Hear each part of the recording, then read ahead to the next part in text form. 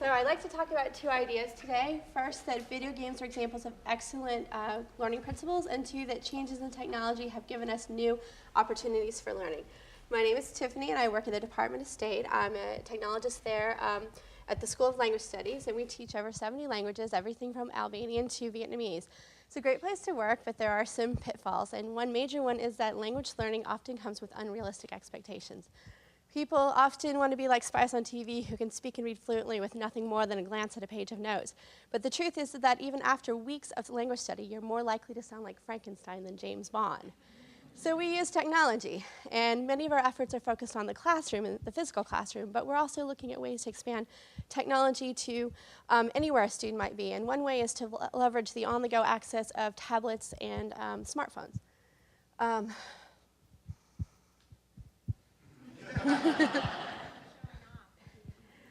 Talked maybe a little too fast that time.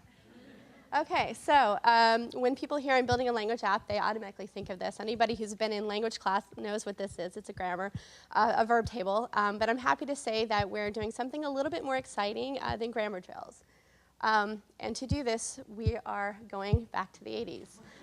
Anybody who grew up in the 80s will recognize this as a screen from Oregon Trail. It's also my favorite screen in the deck. This was a hugely popular game in the 80s. Many kids, myself included, spent hours trying to beat this. And this is important because there are some things about games that I want to talk about.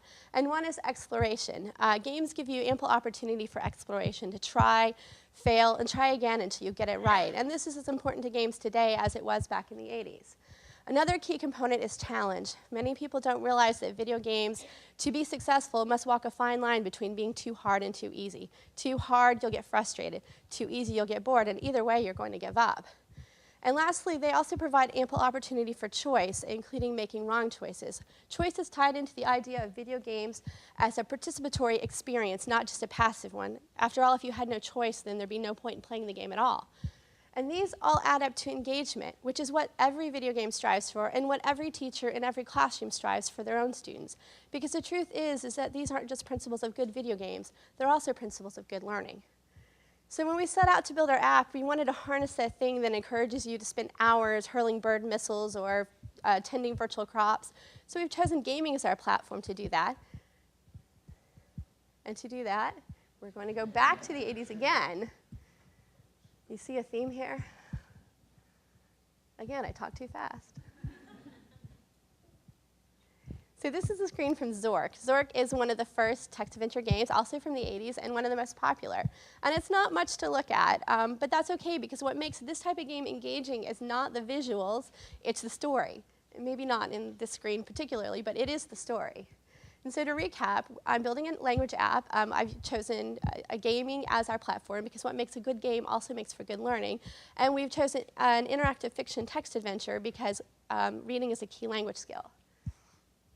See this guy a lot. And we chose Indonesian, not because I wanted a trip to Bali, and I did not get a trip to Bali, but because Indonesian is a language that doesn't have nearly as many resources as a more global language such as Spanish, which has many things out there.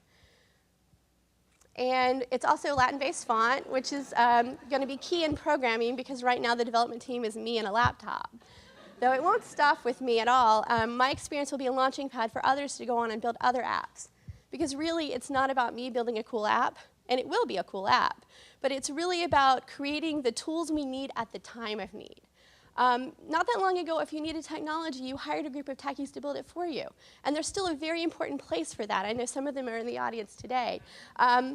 There's still an important place, but content creation has become more democratized. If you want to be a writer, you build a blog. If you want to film something, you grab your camera and you film it. And if you want to build an app, you build an app. So we're going to go build an app. But not just one app. It's going to be the start of many apps by many people with many voices. Because what we're really doing here is we're building capacity to provide many learning opportunities for our students. And so hopefully that will mean less Frankenstein and more James Bond.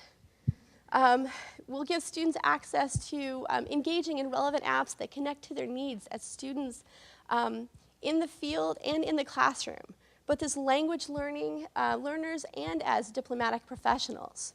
Because in this new world, we're not just, we're all students, we're all gamers, we're all content creators, and we all have the ability to create something amazing right in the palm of our hand.